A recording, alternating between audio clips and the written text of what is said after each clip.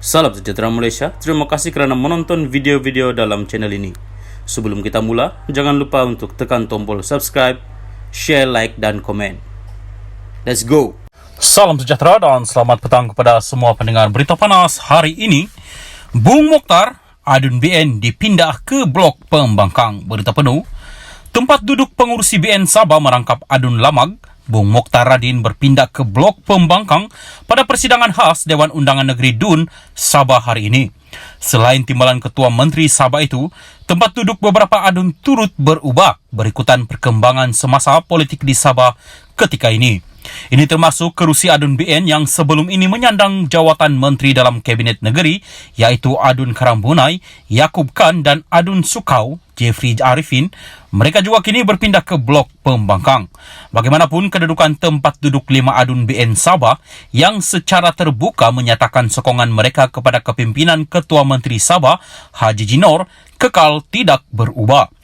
Malah, 2 dari 5 mereka iaitu Adun Tanjung Keramat, Syahelmi Yahya dan Adun Sindumin Yusuf Yaakob dilaporkan hadir pada persidangan hari ini.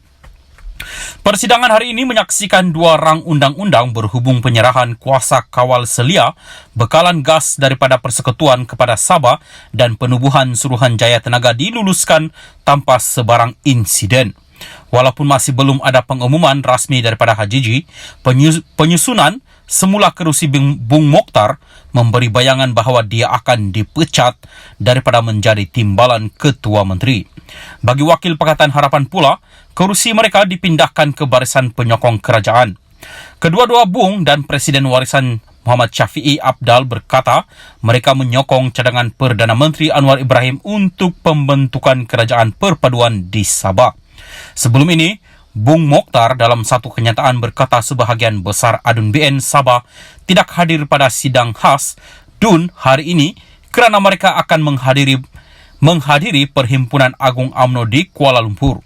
Jumaat lalu, BN Sabah mengumumkan bahawa mereka menarik balik sokongan kepada HJJ sebagai Ketua Menteri.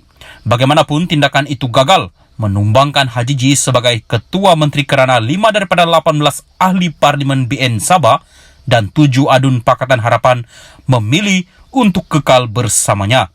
Setakat malam tadi, HJJ dikatakan masih menikmati sokongan 44 daripada 79 adun. Sekian berita, salam perpaduan.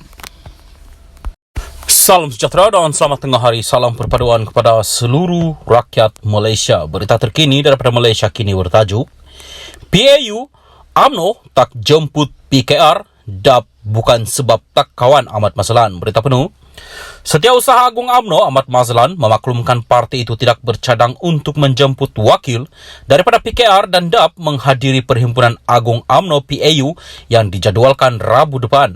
Dia berkata pucuk pimpinan parti juga tidak menjemput perwakilan duta asing seperti mana yang dilakukan dalam PAU sebelum ini.